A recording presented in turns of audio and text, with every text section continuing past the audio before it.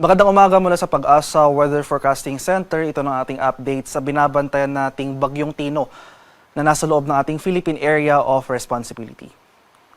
Kanina alas 4 ng umaga, latest location natin para kay Severe Tropical Storm Tino ay nasa layong 430 kilometers silangan ng Giwan sa may Eastern Samar.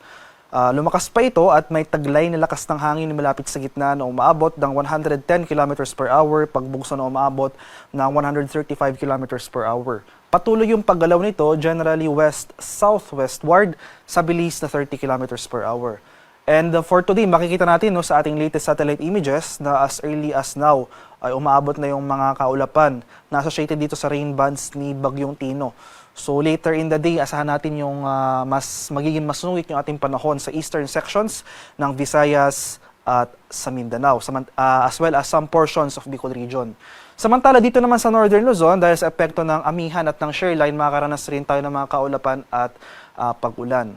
Meanwhile, for Metro Manila at malaking bahagi pa or sa nalalabing bahagi ng ating bansa, ngayong umaga hanggang sa tanghali ay generally fair weather ang ating inaasahan, partly cloudy to cloudy skies. May chance pa rin ng mga rain showers or thunderstorms. At sa kasalukuyan, wala tayong inaasang direktang epekto ni Bagyong Tino for Metro Manila and most of Luzon, pero possible as early as mamayang gabi onwards, makakaranas tayo ng mga kaulapan at pag-ulan over these areas. At ito yung ating latest track and intensity forecast para kay Bagyong Tino as of 5 a.m. today. So inasahan natin na within the next 24 hours magpapatuloy yung generally westward na paggalaw nito. Pero makikita natin sa track forecast na ito for the next 12 hours ay generally west-southwestward yung paggalaw ng bagyo, and beyond that magiging generally westward yung paggalaw nito. At possible initial landfall or yung mga unang area sa posibleng tamaan directly ng sentro ng Bagyong Tino ay dito sa area ng Eastern Samar, Leyte or Dinagat Islands, possible mamayang hating gabi or bukas ng madaling araw. So after its initial landfall over any of these areas, magpapatuloy yung generally westward or west-northwestward na paggalaw nito. Itratraverse nito or babaybay ng malaking bahagi ng Visayas patungo dito sa northern Palawan area. So kailangan nating bigyang pansin rin yung intensity forecast natin. So within the next 24 hours, as early as within the next 12 hours, makikita natin na magpapatuloy yung intensification ni Bagyong Tino. So possible typhoon category na ito within the next 12 hours. At magpapatuloy yung paggalaw nito papalapit sa Eastern Visayas, Caraga area, magpapatuloy yung intensification nito. Highly likely yung tinatawag nating rapid intensification dahil yung karagatan na kung saan papunta yung sentro ni Bagyong Tino ay mataas yung ating sea surface temperature. So, kumbaga mainit yung karagatan natin at favorable ito for further intensification. So prior to landfall over Eastern Samar, Leyte or Dinagat Islands, magpapatuloy yung paglakas ni Bagyong Tino at hindi natin inaalis yung possible further intensification into a super typhoon category. So kailangan rin natin bigyan din yung tinatawag nating forecast confidence cone. So hindi natin inaalis yung posibilidad ng further northward or southward shift nitong si Bagyong Tino. So anywhere within this forecast confidence cone, makikita natin dito sa ating track forecast, posibleng mag-shift yung track ng Bagyong Tino. So pwedeng mag-shift siya further northward or further southward. At makikita natin dito sa ating confidence cone na ito, sa kalaw nito or sakop yung malaking bahagi ng Visayas, portions ng Mimaropa as well as itong northern portions ng Mindanao. Kailangan rin natin bigyang pansin or bigyang diin na hindi kailangan dumaan yung sentro ng bagyo sa ating lugar para maranasan yung epekto nito. Hindi lamang isang point o isang punto yung bagyo, kundi isa itong malawak na system na gumagalaw. So in the coming days, in general, dapat buong Visayas as well as portions of Mimaropa, portions of Bicol region as well as itong northern portion ng Mindanao, maghanda po tayo sa mga hazard sa dulot ng papalapit na Bagyong Tino. At dito rin sa ating latest track forecast, makikita natin itong bilog na shaded ng yellow as well as itong shaded ng red. Ito yung mga areas na ito yung area na kung saan mararanasan na natin yung mga malalakas na hangin na dulot ng bagyo. So kung iti-take into account natin yung generally westward na paggalaw nito in the coming hours, within the next 24 hours makakaranas tayo or makahagip na itong bilog na yellow, itong portions ng Eastern Visayas at Caraga. So as of 5 a.m. today, may signal number 2 na tayo dito sa central and southern portions ng Eastern Samar, central and southern portions ng Samar, Leyte, Biliran, southern Leyte, dito sa Camotes Islands, eastern portion ng Bohol, Dinagat Islands, Surigao del Norte, kabilang ang Siargao at Bukas Grande Islands, northeast portion ng Agusan del Norte, at itong northern portion ng Surigao del Sur. Kaya over these areas, as early as now, within the next 24 hours po. So 24 hours yung lead time natin para sa Tropical Cyclone Wind Signal number 2. Asahan natin within the next 24 hours, makakaranas tayo ng mga pagbugso ng hangin na dulot na papalapit na Bagyong Tino. Samantala, signal number 1 naman ang nakataas sa Sorsogon, Masbate, kabilang ang Tikaw at Burias Island, southern portion ng Albay, sa may Romblon, southern portion ng Oriental Mindoro, southern portion ng Occidental Mindoro, sa Cuyo Islands, northern Samar, rest of eastern Samar, rest of Samar, rest of Bohol, rest of Cebu, kabilang ang Bantayan Islands, sa may Siquijor, Negros Oriental, Negros Occidental, Guimaras, sa may Iloilo, Capiz, Aklan, Antique, kabilang ang Caloya Islands, central portion ng Surigao del Sur, northern portion ng Agusan del Sur, nalalabing bahagi ng Agusan del Norte, eastern portion ng Misamis Oriental at sa may Camiguin. Kaya sa mga nabanggit ko pong lugar, especially areas under wind signal number 2, ngayon pa lamang maghanda na po tayo sa mga pagbugso ng hangin na dulot na papalapit na Bagyong Tino. So prior to landfall nga, dahil inaasahan nga natin yung further intensification into typhoon category, highest wind signal na posible nating i-issue para kay Bagyong Tino ay wind signal number 4. Pag sinabi po natin wind signal number 4, wind signal number 3 pataas, mapaminsala po yung mga hangin na ito. Asahan natin yung masungit na panahon in the coming hours.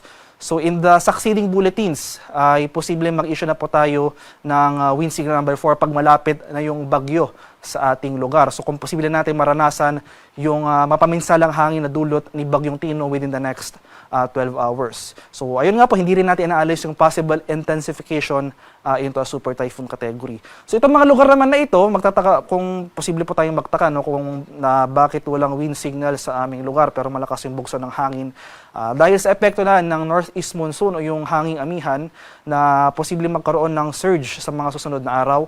So yung northeast monsoon surge, posible magdulot ng mga pagbugso ng hangin sa mga areas outside o yung mga areas na walang wind signal.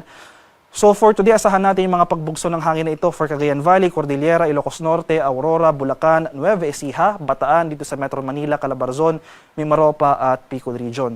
So for tomorrow and sa araw ng Wednesday, asahan pa natin na mas mararami pang areas yung mga karanas ng mga pagbugso ng hangin na dulot ng ating northeast monsoon o yung hanging amihan. At para naman sa ating heavy rainfall outlook, so hindi lamang malalakas na hangin yung ating inaasahan, kundi yung mga malalakas na pag-ulan rin. So for today, at least for the next 24 hours, dahil yung possible landfall nga ni Bagyong Tino ay mamayang hating gabi or bukas sa madaling araw. So bago pa lang mag-landfall itong si Bagyong Tino, as early as this afternoon, makakaranas tayo ng mga malalakas na pag-ulan. Posible umabot ng greater than 200 mm yung mga pag-ulan na ito sa may Eastern Samar at Dinagat Islands, 100 to 200 mm naman. Ito yung mga areas shaded by orange sa may Northern Samar, Biliran, Leyte, Southern Leyte at Surigao del Norte. 50 to 100 mm sa pag-ulan ang mararanasan sa may Sorsogon, sa may Cebu, sa may Bohol, at itong area ng Agusan del Norte. So ito yung mga areas na makakaranas ng mga direktang pag-ulan na dulot ng Bagyong Tino. Samantala, Aurora at Quezon, makakaranas din tayo ng mga pag-ulan na dulot naman ng shoreline ay yung salubungan ng mainit at malamig na hangin. So after landfall, ito na yung time period na kung saan tumatawid na yung sentro ni Bagyong Tino throughout Visayas at itong northern portion ng Palawan. So for tomorrow, araw ng Martes, makikita natin malaking bahagi na ng Visayas as well as portions ng Mimaropa, Bicol Region at Northern Mindanao posible makaranas na ng mga pag-ulan. So bigyan din natin yung posible torrential rains dito sa may area ng Antique, Aklan, Capiz, Iloilo, Guimaras at Negros Occidental pati rin sa Cebu. So ito yung mga lugar for tomorrow na pinakamararanasan yung mga malalakas na epekto ng mga pag-ulan na dulot ni Bagyong Tino. So in general, makikita natin malaking bahagi ng Visayas, malaking bahagi ng Kabikulan, buong Mimaropa, as well as itong northern portion ng Mindanao, maghanda po tayo sa mga banta ng flooding at landslides dahil significant heavy rainfall ang ating inaasahan sa mga susunod na araw na dulot ng papalapit na bagyong Tino. Possible landfall over Eastern Visayas or Caraga or in general itong Dinagat Islands at posibleng magdulot ng significant heavy rainfall over most of these areas. Samantala, dito naman sa eastern section ng Luzon, sa may Isabela, Aurora at Quezon, dahil naman sa epekto ng shear line, magpapatuloy pa rin dyan yung mga pag-ulan. So, unti-unti na mababawasan yung mga pag-ulan pagsapit ng Miyerkules. So, by Wednesday, more or less, malapit na dito or nandito na sa West Philippine Sea, sa kanlurang Palawan, yung sentro ni Bagyong Tino. So, mababawasan na yung mga pag-ulan, particularly dito sa Mindanao at central and eastern portions ng Visayas. Ganyan pa man, magpapatuloy yung 100 to 200 mm sa pag-ulan sa portions ng Mimaropa at 50 to 100 mm sa pag-ulan naman dito sa nalalabing bahagi ng Western Visayas at Negros Island region. Papatuloy rin yung mga pag-ulan na dulot ng shear line sa may Aurora at sa Quezon. At pinapaalalahanan rin natin yung ating mga kababayan sa banta ng storm surge o yung daluyong ng bagyo. Ito yung coastal flooding o yung pagpasok ng tubig dagat further inland. So yung mga most susceptible dito ay yung ating mga kababayan sa mga low-lying at exposed na mga coastal communities. Posibleng umabot yung ating storm surge more than 3 meters dito sa Eastern Samar, 2.1 to 3 meters dito sa Dinagat Islands, Eastern Samar, Leyte, Northern Samar, Samar at Surigao del Norte. So mapapansin natin, no, ito yung mga lugar na kung saan, kumbaga ito yung initial landfall area ng Bagyong Tino. So ito yung mga lugar na pinakamararanasan yung pinakamatataas na storm surge o yung daluyong ng bagyo. Samantala, moderate risk ng storm surge ang ating inaasahan, 1 to 2 meters sa nalalabing bahagi ng Visayas, portions ng Mimaropa at portions rin ng Mindanao. So sa ating mga kababayan over these areas, especially itong Eastern Visayas at Caraga, kung maaari, mag-evacuate na po tayo sa higher ground, makipag-ugnayan po tayo sa LGU, sa ating mga LGU sa paglikas sa mas mataas na lugar dahil itong storm surge yung isa sa mga nakakamatay at paminsalang hazard sa dulot ng papalapit na mga bagyo. Sa kalagayan naman ng ating karagatan, so ito yung ating latest gale warning as of 5 a.m. dahil papalapit nga itong si Bagyong Tino, ay nag-issue pa tayo ng gale warning kaninang alas 5 ng umaga. Sa may Northern Samar, Eastern Samar, Leyte, Biliran, Southern Leyte, Dinagat Islands, Surigao del Norte, kabilang ang Siargao at Bukas Grande Islands, Masbate kabilang ang Ticao at Burias Islands, Sorsogon, Albay, Surigao del Sur, at sa may at dito sa Northern and Eastern sections ng Catanduanes. Kaya sa mga nabanggit ko pong lugar, suspended po muna yung sea travel, bawal na pong pamalaot over these areas dahil makakaranas tayo ng matataas na alon na dulot ng papalapit na Bagyong Tino. Samantala sa nalalabing bahagi ng ating bansa, dito sa western section, northern and western sections, or in generally itong nalalabing seaboards ng Luzon, posible rin dyan yung katamtaman hanggang sa maalong karagatan dahil nga may inaasahan tayong surge o yung pagbugso ng ating northeast monsoon o yung hanging amihan. Kaya iba yung pag-ingat pa rin sa ating mga kababayan na maglalayag sa nalalabing seaboards ng ating bansa. At para naman sa paghahanda sa bagyo, so unang-una, patuloy po tayong makinig ng balita sa ating mga radyo, sa TV, sa ating mga news, at mag-monitor ng mga official updates na pinapalabas ng DOST Pag-asa. So starting today, starting as of now, 5 a.m., ay mas dadalasan yung ating issuance ng tropical cyclone bulletins. Magiging every 3 hours na yung issuance natin dahil within the next 24 hours, posible na maglandfall or napakalapit na yung sentro ni Bagyong Tino sa ating kalupaan. So yung susunod na ating update para sa bagyong ito ay mamayang alas 8 ng umaga. So patuloy tayong makinig ng balita at mag-monitor ng mga localized advisories na in-issue ng Pag-asa. Especially yung ating mga heavy rainfall warnings. No? Ito yung ating mga localized advisories. Sinasabi nito kung gaano kalakas yung pag-ulan na ating mararanasan within the next 3 hours sa ating lokalidad.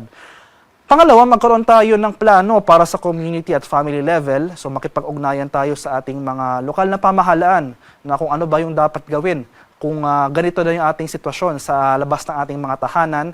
At yung pangatlo at pang-apat na ating paghahanda para sa bagyong ito, maghanda po tayo ng emergency kit o yung go bag na nilalaman yung mga importante nating kailangan. Sapagkat kung kailangan nating lumikas agad sa mga evacuation centers, ay mabilis po yung ating response o yung agad na paglipat. So yung next tropical cyclone bulletin para sa Bagyong Tino ay mamayang alas 8 ng umaga. So para sa karagdagang impormasyon tungkol sa ulat panahon, especially yung ating mga tropical cyclone bulletins, and other weather-related information na mga products natin nire-release, mga localized advisories, tulad ng mga heavy rainfall warnings, yung color-coded heavy rainfall warnings, rainfall advisories, or maski yung mga thunderstorm advisories. I-follow kami sa aming social media accounts at DUST_Pag-asa. Mag-subscribe kayo sa aming YouTube channel sa DUST Pag-asa Weather Report at palaging bisitahin ang aming websites or official websites sa pag-asa.dust.gov.ph at panahon.gov.ph.